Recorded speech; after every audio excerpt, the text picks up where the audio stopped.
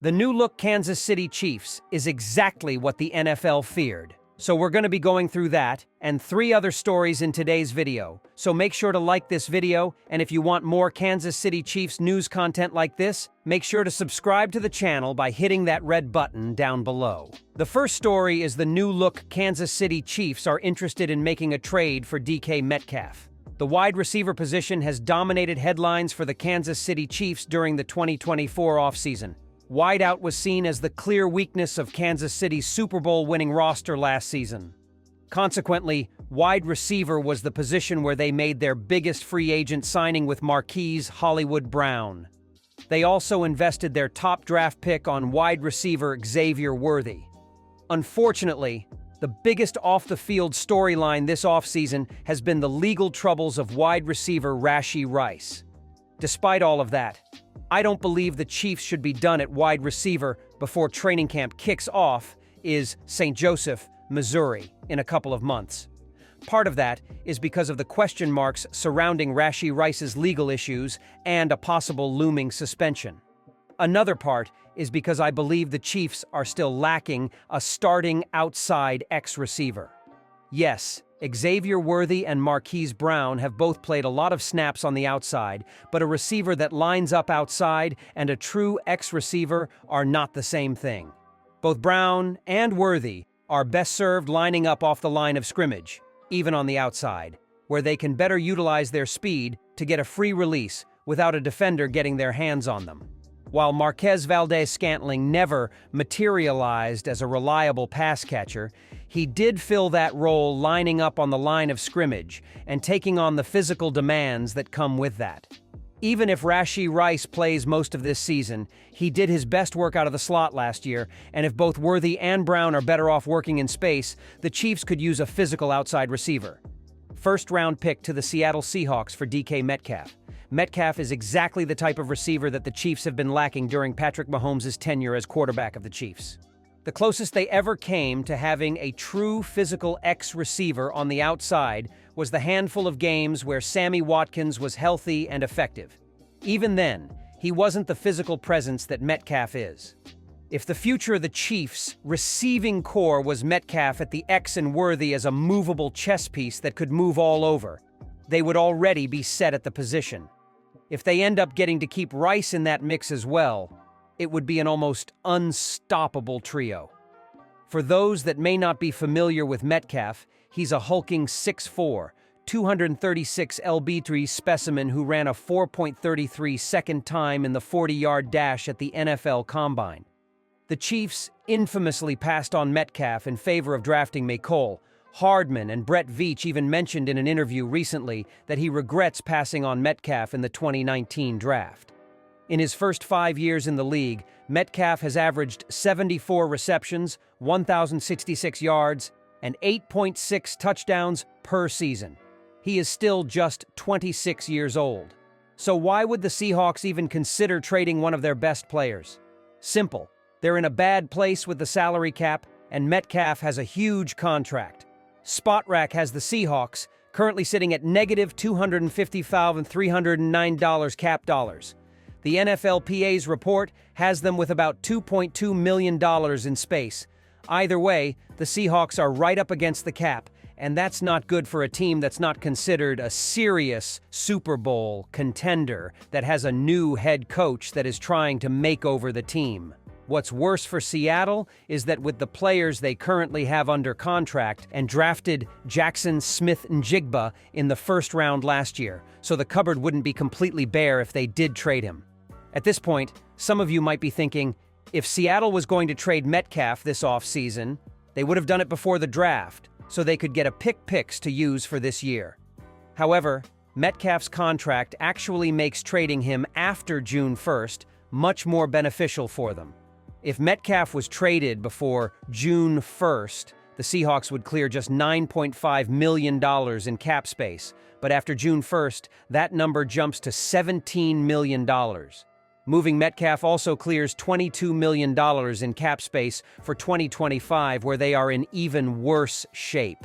The second story is Chiefs CB Trent McDuffie hints at new role as 2 prospects emerge. the Kansas City Chiefs secondary will have to readjust in 2024 after trading away star cornerback L'Jarius Sneed this spring. And 2023 All-Pro Trent McDuffie addressed his new role in the defense on May 22nd. "I'm comfortable outside," McDuffie told reporters at organized team activities after primarily lining up on an island rather than in the slot throughout the Wednesday practice. "I told that too, and even last year, I was outside." Of course, the corner position is not foreign to the former first-rounder, despite his nickelback role in 2023. McDuffie lined up on the outside 464 times as a rookie according to Pro Football Focus, and he played plenty of corner in college as well. Having said that, McDuffie was utilized in the slot 448 snaps last year, plus 158 snaps lined up inside the box near the line of scrimmage, and another 68 alongside the defensive line. Comparatively, Spagnuolo only put him at corner 300 times a season ago. The main reason for that was Sneed's transition from nickel Swiss Army knife to shutdown cornerback in 2023. "I feel like last year for me, going in at nickel was more of the new thing for me," McDuffie added on May 22nd. He also highlighted second-year prospects Shamari Connor and Nick Jones as two players that have stepped up in his place. "I think they're doing a great job," McDuffie noted, regarding his successors in the slot. "Come in here and really held down that nickel spot. They're constantly asking me questions in the film room." The 23-year-old veteran concluded that Connor and Jones are coming along great, adding that he'll help wherever he can with tips and tidbits. Based on McDuffie's comments, it appears Connor and Jones are competing for the nickel role after entering the NFL as part of the same draft class last April. Connor, a fourth-round selection with 305 defensive snaps as a rookie, likely has the leg up on Jones and any other challengers, though. PFF credited Connor with a 70.2 grade out of 100 in coverage in 2023, which is a very strong mark for a rookie.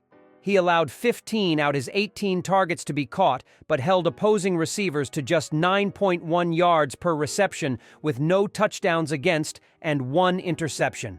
His NFL passer rating allowed was a 75.2, according to PFF. If Connor struggled in one area during his inaugural season, it was as a tackler. The former Virginia Tech DB had a high missed tackle rate of 18.2% in 2023, with 8 key defensive stops compared to 6 missed tackles. That number must improve, although Connor did excel in run defense despite his tackling woes. The third story is Patrick Mahomes calls Harrison Butker a great person. Andy Reid says kicker has his opinions. More than a week after making headlines with his controversial commencement address at Benedictine College, Kansas City Chiefs kicker Harrison Butker attended his team's first day of voluntary workouts.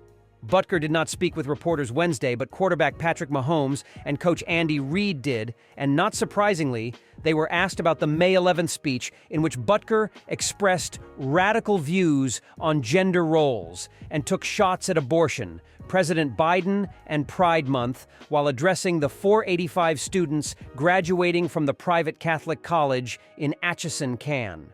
"There's certain things that he said that I don't necessarily agree with, but I understand the person that he is, and he's trying to do whatever he can to lead people in the right direction," Mahomes said.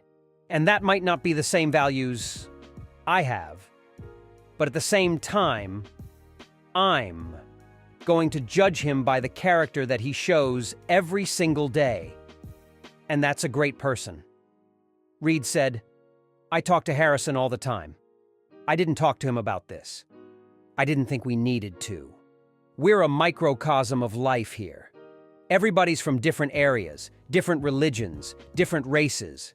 And so we all get along. We all respect each other's opinions."